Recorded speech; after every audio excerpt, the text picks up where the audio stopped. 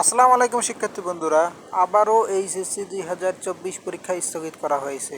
আজ বৃহস্পতিবার একটি সংবাদ বিজ্ঞপ্তিতে এ তথ্য জানান। সরকারি চাকরিতে কোটা সংস্কারের আন্দোলনকে ঘিরে উদ্ভূত পরিস্থিতিতে 11ই আগস্ট থেকে নতুন সময়সূচিতে এইচএসসি ও সমমানের পরীক্ষা নেওয়া হবে। তার আগ পর্যন্ত পরীক্ষা স্থগিত করা হয়েছে। বিস্তারিত সূচি বিজ্ঞপ্তির মাধ্যমে পরবর্তীতে জানিয়ে দেওয়া হবে। আজ বৃহস্পতিবার ঢাকা শিক্ষা বোর্ডের চেয়ারম্যান অধ্যাপক তপন কুমার সরকার এ তথ্য নিশ্চিত করেন। এর আগে কয়েক দফায় এইচএসসি ও সমমান পরীক্ষা স্থগিত করা হয়েছিল।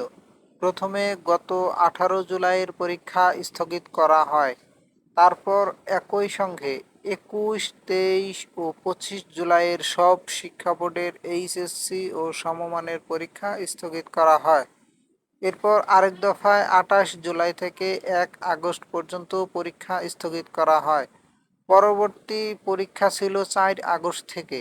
এখন নতুন সিদ্ধান্ত হলো 11ই আগস্ট থেকে নতুন সময়সূচিতে এইচএসসি ও সমমান পরীক্ষা নেওয়া হবে। আর নতুন সময়সূচি পরবর্তীতে তারা বিজ্ঞপ্তির মাধ্যমে জানিয়ে দেবে।